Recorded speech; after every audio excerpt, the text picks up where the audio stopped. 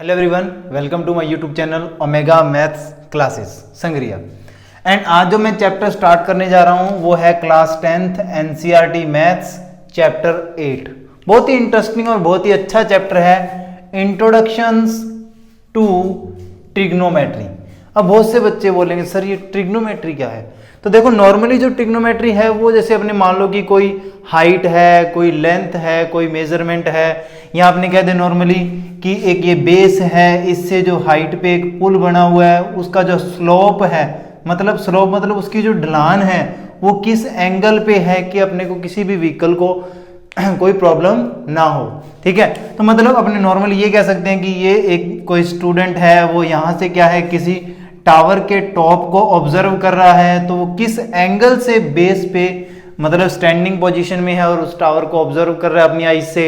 या आपने कह सकते हो कि जो अपने पुल वगैरह बनते हैं उसमें जैसे मतलब कि इस तरफ क्या स्लोप है और क्या स्लोप है, तो उस पे जो मतलब जो यूज होती है, जो मैथमेटिक्स यूज होती है उसको बोला जाता है ट्रिग्नोमेट्री। या आपने कह दें कि जो मतलब सैटेलाइट सिस्टम है, यहाँ मतलब जितने भी इस टाइप के जो साइंटिफिक जो एक्सपेरिमेंट्स हैं या जो अपने जो जनरल लाइफ के अंदर जो इस टाइप के अपने एग्जांपल्स देखते हैं, जैसे नॉर्मली पुल वगैरह या अपने साइंटिफिक मतलब एक्सपेरिमेंट्स भी सुनते हैं, उन सभी में जो यूज होती है वो ट्रिग्नोमेट्री यूज होती है।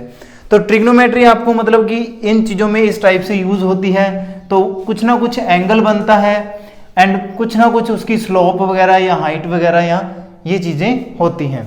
तो नॉर्मली यहाँ ट्रिग्नोमेट्री को मैं आपको आज इंट्रोड्यूस करवा रहा हूँ, जो अपना इंट्रोड्यूस है इसके अंदर कि क्या क्या ट्रिग्नोमेट्री में आता है। मैं सिर्फ आपको 8.1 एक्सरसाइज का इंट्रोडक्शन हो जाएगा, इसमें हो सका तो आगे भी देखेंगे। तो सबसे पहले मैं आपको यहाँ इंट्रोड्यूस करवा रहा हूँ एक राइट एंगल ट्राइंगल से, क्योंकि मोस्टली जो ट्रिग्नोमेट्री यूज की जाती है वो राइट एंगल ट्राइंगल पे यूज की जाती है। तो ये 90 का एंगल बनेगा एंड इस पॉइंट को बोलते हैं बेस। इसको क्या बोलते हैं? बेस। ये जो स्टैंडिंग पोजीशन में होता है इसको बोलते हैं परपेंडिकुलर। परपेंडिकुलर। एंड यहां अब ये परपेंडिकुलर दो बातों पे डिपेंड करता है। अगर कोई भी जो एंगल है थीटा है वो अगर यहां बनता है, जो भी एंगल बनता है यहां, तो बस सिंपल सा ध्यान रखना परपेंडिकुलर के लिए कि सर आप बोलोगे सर ये परपेंडिकुलर है, तो ये परपेंडिकुलर क्यों नहीं है?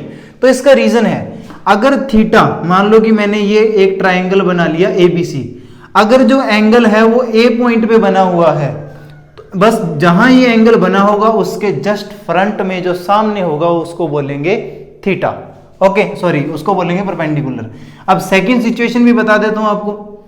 अगर मान लो ये मैंने ABC वापिस से ड्रॉ किया है, अब अगर ये थीटा यहां बन जाता है, यहां की बजाय यहां, मतलब फॉर एग्जांपल लो तो मतलब कि एक रोड पे एक स्टूडेंट खड़ा है एंड रूफ पे वो किसी को ऑब्जर्व कर रहा है, या मतलब कि स्काई के अंदर वो किसी काइट को ऑब्जर्व कर रहा है। तो अगर नीचे से किसी चीज को ऊपर देखते हैं तो एंगल नीचे बनेगा, एंगल अगर बेस में बनेगा तो उसके जस्ट सामने वाला ये परपेंडिकुलर होगा।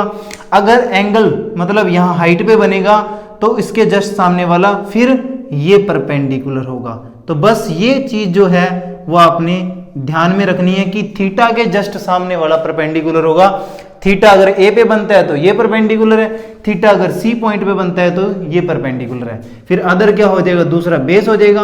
And is the greatest side of a triangle, right angle triangle, की जो राइट एंगल ट्राइंगल की सबसे बड़ी साइड होती है वो होती है हाइपोटेनियस। क्या होती है? हाइपोटेनियस। आई बात समझ में? जो सबसे बड़ी ट्राइंगल की जो साइड होती है वो होती है हाइपोटेनियस। तो इसके लिए अपने एक थ्योरम यूज करते हैं, आप सभी को अच्छी तरह से याद होगी, पाइथागोरस थ्योरम। कौन सी? Pythagoras theorem. Hypotenuse square equals to base square plus perpendicular square. तो ये थ्योरम है जो आपने याद रखनी है, बहुत से क्वेश्चंस में यूज होती है एंड आपने पढ़ी भी हुई है। तो ये है पाइथागोरस थ्योरम। ओके, तो ये जो इंपॉर्टेंट है इस चैप्टर के अंदर, जब भी कोई ट्राइंगल का क्वेश्चन आएगा तो उस ट्राइंगल के अंदर ये पाइथागोरस थ्योरम यूज होगी। तो पहला कंसेप्ट तो आपको ये था राइट एंगल ट्राइंगल पे बेस्ड मेरा, कि आपको पाइथागोरस थ्योरम पता होनी चाहिए। अब क्वेश्चन जितने भी मैं कंसेप्ट बताऊंगा उनमें शॉर्ट फॉर्म यूज करूंगा। बेस के लिए B, परपेंडिकुलर के लिए P, हाइपोटेनियस के लिए H। No doubt. अब इसके बाद में जो नेक्स्ट कंसेप्ट शुरू होता है, सिर्फ यहां आपने पढ़ा अभी पाइथागोरस थ्योरम, ठीक है। इसमें क्या होता है? हाइपोटेनियस का square equals to base square plus perpendicular square, मतलब राइट एंगल साइड में, राइट एंगल ट्राइंगल है उसमें जो सबसे बड़ी साइड है उसका स्क्वायर इक्वल्स टू होता है अदर टू साइड के स्क्वायर का सम। अब जो नेक्स्ट जो कंसेप्ट मैं आपको बताने वाला हूं वो होता है पंडित बद्री प्रसाद हर हर बोले। इस चीज को आप पेशेंस रख के अच्छी तरह समझिएगा, बहुत ही अच्छी चीज है ये, जिससे आपको क्वेश्चंस क्लियर हो जाएंगे। ओके, अभी ध्यान देना। अब देखो नॉर्मली तो बहुत से स्टूडेंट्स मतलब याद रख लेते हैं इसको कि पंडित बद्री प्रसाद हर हर भोले, ठीक है, इसको मतलब इस नाम से भी याद रख सकते हो, नहीं तो और भी नाम है, पढ़ बेटा पढ़, हार्ड हार्ड बुक, और भी नाम है, बहुत से नाम है, मतलब आप इनको अपनी फुल फॉर्म कैसे भी बना सकते हो जैसे आपने याद रखना हो। तो आपने याद रखना है कि फर्स्ट नंबर पे होता है साइन थीटा, दूसरे पॉइंट पे होता है कोस थीटा एंड तीसरे पॉइंट पे होता है टेन थीटा। इसका सीक्वेंस मैटर करता है भाई, आप सीक्वेंस में याद रखोगे। यहां होता है कोट थीटा, यहां होता है सेक थीटा और यहां होता है कोसेक थीटा। बहुत ही इंटरेस्टिंग चैप्टर है, बस सीक्वेंस ऐसे clockwise, sine cos tan cot sec cosec, ये 6 रेशियो हैं जो आपको याद रखने हैं, 6 ही होते हैं ये। साइन, सेकंड हो गया कोस, थर्ड हो गया टेन, फोर्थ हो गया कोट और फिफ्थ हो गया सेक थीटा एंड सिक्स्थ हो गया कोसेक थीटा। ये 6 रेशियो हैं जो आपको याद रखने हैं, first second third fourth fifth sixth, 6 ऐसे कैसे आपको याद रखने हैं। अब फॉर्मूले कैसे हैं ध्यान रखना। सबसे पहले मैं आपको नॉर्मल फॉर्मूले बताऊंगा जो आपके इजीली मतलब याद रहें। जैसे इससे अब कितने फॉर्मूले बनते हैं, इससे 12 फॉर्मूले बनते हैं, इस इतने से 12 फॉर्मूले बनते हैं। एक्चुअल में वो फॉर्मूले नहीं कंसेप्ट है, बट फिर भी आपको पता होनी चाहिए। तो फर्स्ट क्या बनता है आपका, स्टार लगा के राइट कर रहा हूं, फर्स्ट साइन थीटा को आप क्या लिख सकते हो, मैं पहले बात कर रहा हूं साइन थीटा, बाकी सभी को भूल जाओ, सिर्फ साइन थीटा। और उसके नीचे देखो क्या लिखा हुआ है, मैंने लिखा sine theta and sine theta के नीचे क्या है, एक तो पी है और उसके नीचे एच है। तो बस याद रखना यहां से कि P upon H equals to sine theta, मतलब परपेंडिकुलर अपॉन हाइपोटेनियस, मतलब परपेंडिकुलर और हाइपोटेनियस का जो रेशियो होगा ना उसको साइन थीटा बोलते हैं। ये यूज होंगे क्वेश्चंस में तो वहां ज्यादा क्लियर होंगे। फिर कोस थीटा को आप क्या लिख सकते हो, यहां से देखो बी अपॉन एच, मतलब बेस अपॉन हाइपोटेनियस का जो रेशियो है वो होगा कोस थीटा। फिर इसी टाइप से टेन थीटा, टेन थीटा क्या लिखोगे, बेस अपॉन परपेंडिकुलर। ये 3 तो आपको समझ में आ गई। अदर जो 3 है वो जस्ट इसके रिवर्सेबल है। अब अगर मैं कोट थीटा को यहां से लिखता हूं तो आपको पता है कोट के जस्ट नीचे क्या है, नहीं तो आप याद रखना 10 का रिवर्सेबल कोट होता है, 10 का उल्टा क्या होता है कोट, मतलब ये हो जाएगा B upon P, base upon perpendicular. अब कोस का उल्टा क्या होता है, सेक, नीचे है तो उल्टा ही होगा ना फिर, तो सेक थीटा क्या हो जाएगा एच अपॉन बी। ओके, इसी टाइप से साइन का रिवर्सेबल कौन सा होता है, कोसेक। इनको बोलने का ये सिस्टम ध्यान रखना कि बहुत से बच्चे इनको कुछ बोलते रहते हैं सिन थीटा, एक्चुअल में इसको साइन थीटा बोला जाता है। और ये कोस थीटा है, ये टेन थीटा है, ये कोट थीटा है, ये सेक थीटा है और ये कोसेक थीटा है। यहां से P upon H, B upon H, P upon B, B upon P, H upon B, H upon P. इस टाइप से आपने ये 6 मतलब याद रखने हैं। ये 6 तो बहुत ईजी है अगर आपको ये स्ट्रक्चर याद है। ऐसे याद रखो तो बेटर है, नहीं तो बहुत से मतलब कि टीचर ऐसे बताते हैं पंडित बद्री प्रसाद हर हर बोले, आगे मतलब सोना चांदी तोल, ठीक है ना, ऐसे हो जाता है पंडित बद्री प्रसाद हर हर बोल सोना चांदी तोल, ऐसे याद रख लेते हैं।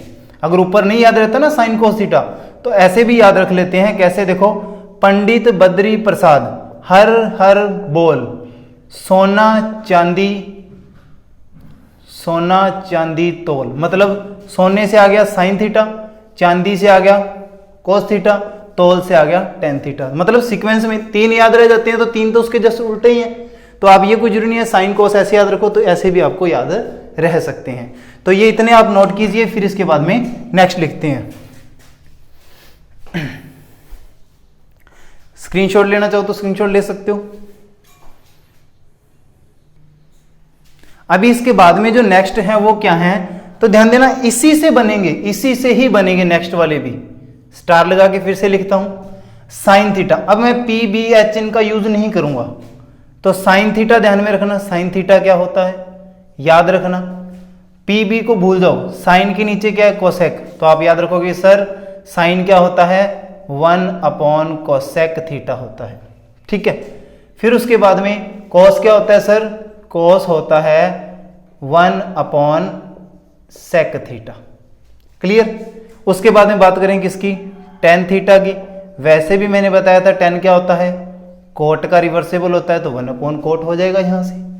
फिर मैंने बताया था सेक आएगा, तो सेक थीटा आपको सॉरी टेन के बाद में कोट आएगा, तो कोट थीटा कैसे लिखोगे, आपको पता है कोट क्या होता है टेन का रिवर्सेबल होता है, तो कोट क्या लिखोगे 1/10।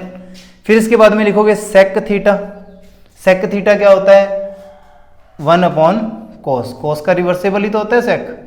फिर लास्ट बचता है cosec theta equals to sine theta. तो इतने जो ये फॉर्मूले हैं, इसके बाद में 5 फॉर्मूलेज और भी हैं, तो मैं इसमें मतलब आपको पूरे चैप्टर के जो फॉर्मूले हैं मैंने सारे राइट करवा दिए हैं। एक टेबल बचती है, वो टेबल भी करवाऊंगा आपको, पहले आप इतना नोट कीजिए।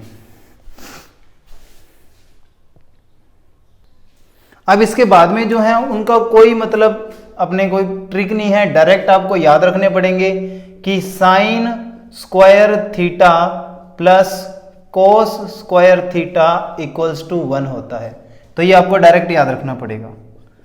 1 plus tan square theta equals to sec square theta, मतलब ये एक टाइप के फिक्स फॉर्मूले हैं जो आपको ऐसे के ऐसे याद रखने पड़ेंगे। 1 plus cot square theta equals to cosec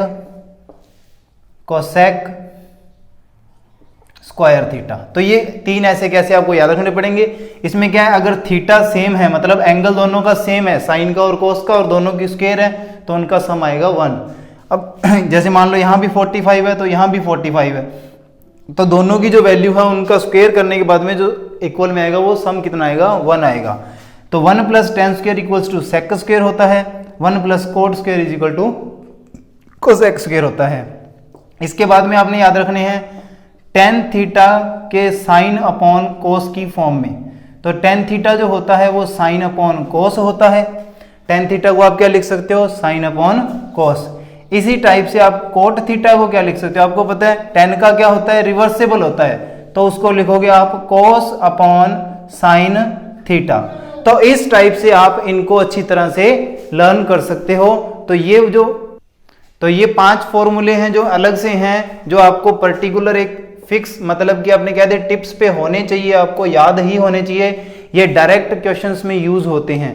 ये भी जो एक्सरसाइज 8.4 है, इसकी जब अपने एक्सरसाइज 8.4 करेंगे तो वहां यूजेस होंगे, ठीक है। तो ये 5 फॉर्मूले आप मतलब कि लास्ट तक अच्छे तरह याद कर लेना, क्योंकि एक्सरसाइज 8.4 करेंगे तब इनका सबसे ज्यादा यूज होगा, अभी इतना यूज नहीं होगा। तो इसके बाद में जो अपने करेंगे वो एक टेबल है, लास्ट टॉपिक बचा हुआ इसका एक टेबल है ट्रिग्नोमेट्री। अब ध्यान देना स्टूडेंट, ये जो इंपॉर्टेंट है, जब अपने एक्सरसाइज 8.2 करेंगे तो उसमें ये ट्रिग्नोमेट्री टेबल का यूज होना शुरू हो जाएगा। एंड उसके बाद में ट्रिग्नोमेट्री का सिस्टम ये है कि अगर आपने जो फर्स्ट एक्सरसाइज में मैटर कर लिया वो सेकंड में, थर्ड में, आगे वाले कहीं भी यूजेस हो सकते हैं। तो ट्रिग्नोमेट्री की जो ये टेबल है इसको सॉल्व करने का बिल्कुल इजी सा मेथड है, और याद रखने का भी। बहुत से बच्चे बुक में से देखेंगे, मैं बुक में से आपको दिखा सकता हूं कि आप अगर बुक में से देखते हो तो इस टाइप की आपको टेबल दिखाई देगी। एंड इस टाइप की जो ये टेबल है, इस टेबल को अगर आप यहां से देखते हो तो बिल्कुल भी समझ में नहीं आती, आपको लगता है कि डायरेक्ट रट्टा मारना पड़ेगा, बट ये बहुत ही ज्यादा इजी है, रट्टा मारने की जरूरत नहीं है। तो सिर्फ आपको इसके लिए 4 तक काउंटिंग आनी चाहिए।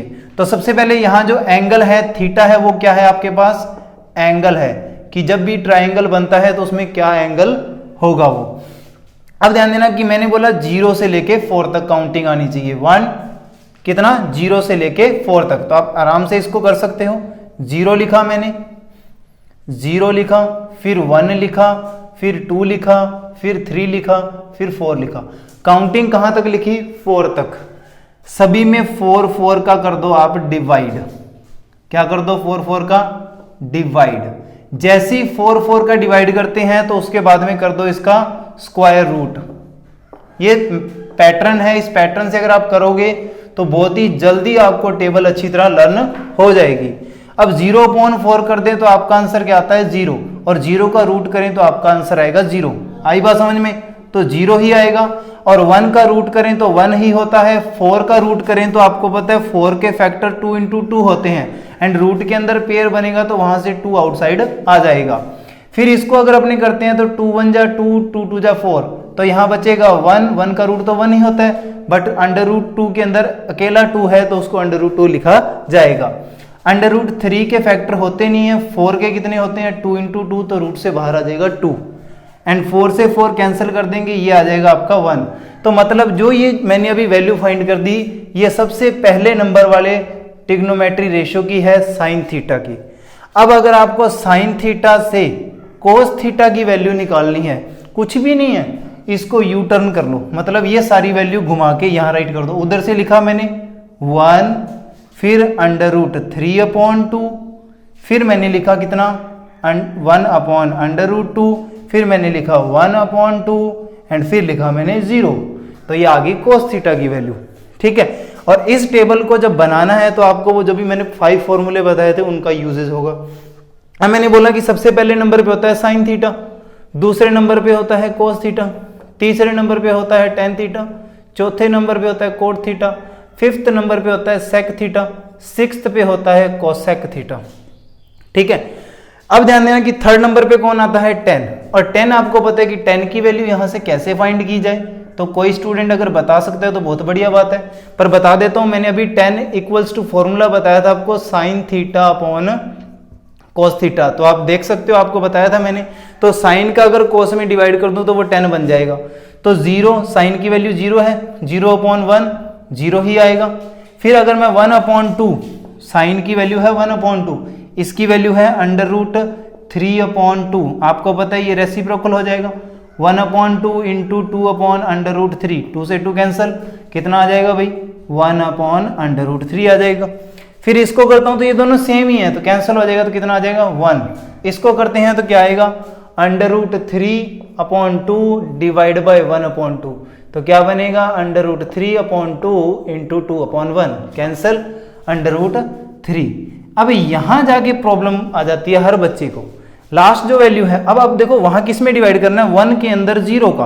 अब आपको बताया गया है कि आप जब 8th में 9th में रैशनल नंबर जब आपने पढ़े थे तो आपको बताया गया था कि कभी भी किसी भी नंबर में अगर 0 का डिवाइड करते हैं तो उसका आंसर आता है इनफाइनाइट, जिसको बोलते हैं नॉट डिफाइंड, या इसको लिख सकते हो नॉट डिफाइंड। अगर आप इनफाइनाइट लिखो तो भी ठीक है, नहीं तो not defined, okay. Not defined भी लिख सकते हो या इनफाइनाइट लिख सकते हो, कि मतलब किसी भी नंबर में 0 का डिवाइड नहीं किया जा सकता, और वो वैल्यू कभी मतलब कि अपने उसको इमेजिन भी नहीं कर सकते। अब 10 के बाद में क्या आता है कोट, तो कोट की वैल्यू भी बहुत इजी है। अभी मैंने जस्ट इससे पहले बताया था आपको कि 10 का रिवर्सिबल क्या होता है कोट, तो मतलब यहां से यू टर्न कर दो, फिर शुरू 10 का रिवर्सिबल, यहाँ इनफाइनाइट आ जाएगा, यहाँ क्या आ जाएगा √3 आ जाएगा, यहाँ कितना आ जाएगा 1 आ जाएगा, यहाँ 1/√3 आ जाएगा, और यहाँ 0 आ जाएगा। अब ध्यान देना 10 के बाद में नंबर आता है सेक थीटा, किसका आता है सेक थीटा।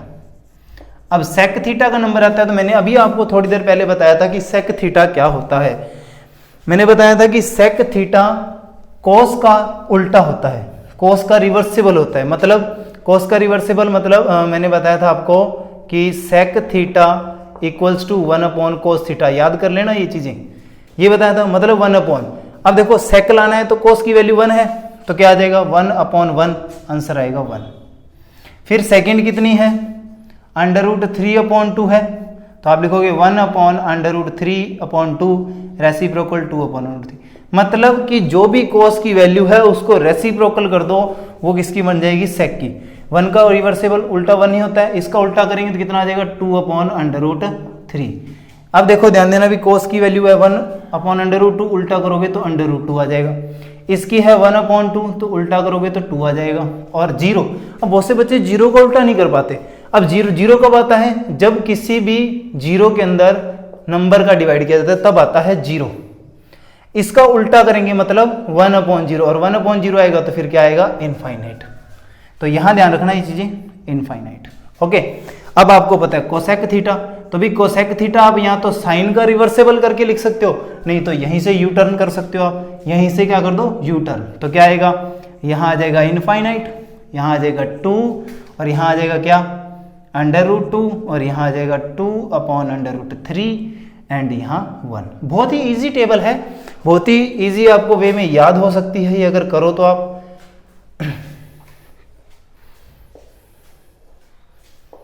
तो ये आपको वैल्यूज अच्छी तरह लर्न होनी चाहिए, फिर ही आप मतलब इतना जो मैटर अगर आप लर्न कर लेते हो तो आप इस चैप्टर में कहीं नहीं अटकोगे, आई प्रॉमिस।